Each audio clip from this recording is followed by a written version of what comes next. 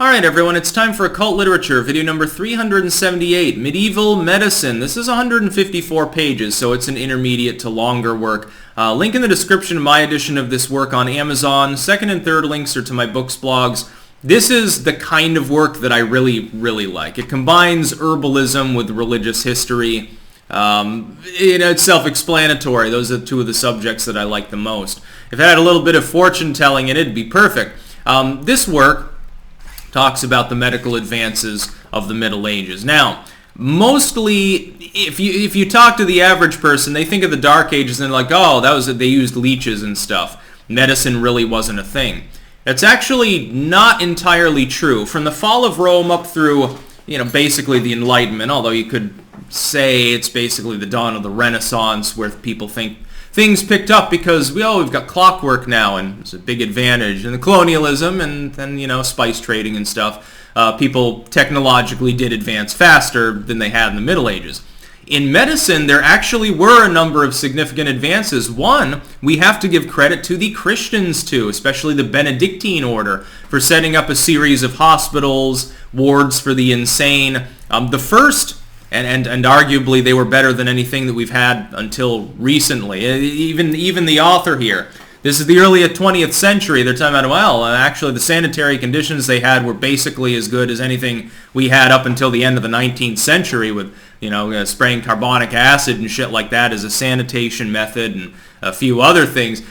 They had sanitation that did exist. The old infrastructure in urban areas had decayed, the stuff that the Romans built, so that was a problem, plague and stuff. But there were attempts. They understood the underlying basis. Certainly herbal medicine was becoming more categorical at the time. The tracts and treatises, especially from roughly the 9th or 10th century on, that you get with regards to medicine are much more rigorous than the ones you had had in the past. There were even straight up herbals later on, whereas before it was always mixed with religion. You got more secular herbal treatments, mineral medicines. It was the best they had. Surgery certainly developed as well.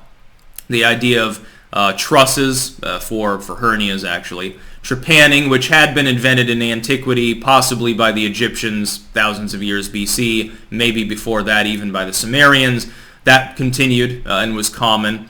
The idea of basic sanitation and surgery was also mentioned. Some of the mentions of people like Galen and others, the idea that if a person is engaged in medicine at all, they need to be extremely cleanly, they need to be in extremely clean clothes, they need to avoid fornication. STDs are a factor. If you're covered in sores and you're doing surgery, it's probably not great for the patient. Should eat a balanced diet and stay healthy. These things actually are modern in medical thinking. The fact is, as well, that there's an interesting mention. It talks about the Salerno school, the Montpellier school, and so forth. Those are the two biggest ones that it talks about. Galen and some of these other figures, Slepius. What it talks about as well actually regards females in medicine. This is something that a lot of people think of the Middle Ages and they think, well, women are basically property at the time. And that is true for most intents and purposes. If they were dedicated to medicine, though, because of the crossover with the Benedictine order especially, they were given the same licenses that men were and actually were preferred over males in any complaints involving females.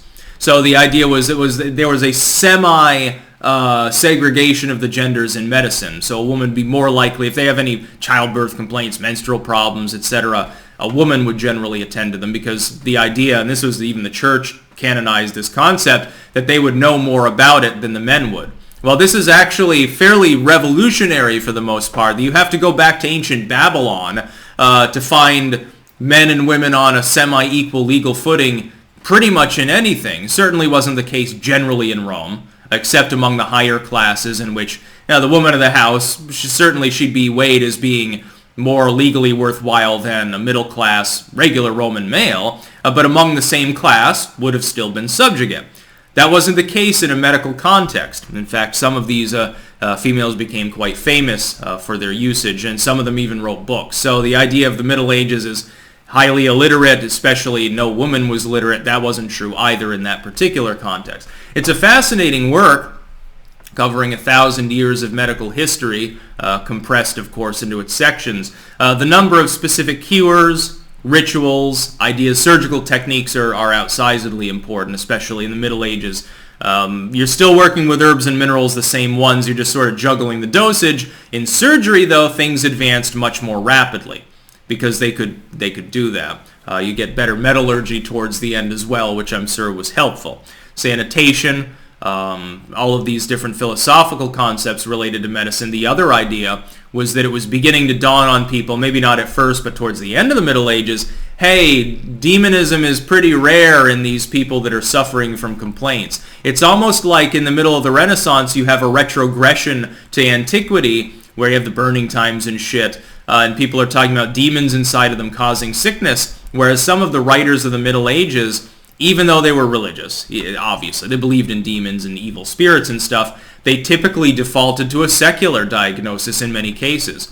It's actually, most people wouldn't know anything about this because generally when you think of the Dark Ages, which is what they're in the colloquial sense termed, you think of literal darkness. There was no medicine. Their medicine was they'd open your head up to pluck out the stone of folly and then put leeches in the breach. They would give you cow dung, excrement pills and stuff. Well, that did happen, especially among the vulgar folk medicine practitioners, but the mainline surgeons and so forth, they were as good as anything that existed under the height of Rome. And they were probably better than anything that existed in many parts of the Renaissance as a time of great sickness and contagion as well. So again, link in the description of my edition of this work on Amazon. Highly recommended. Second and third links to my books, blogs goes, of course, under the herbal header because it's about medicine. That's about all. Peace out.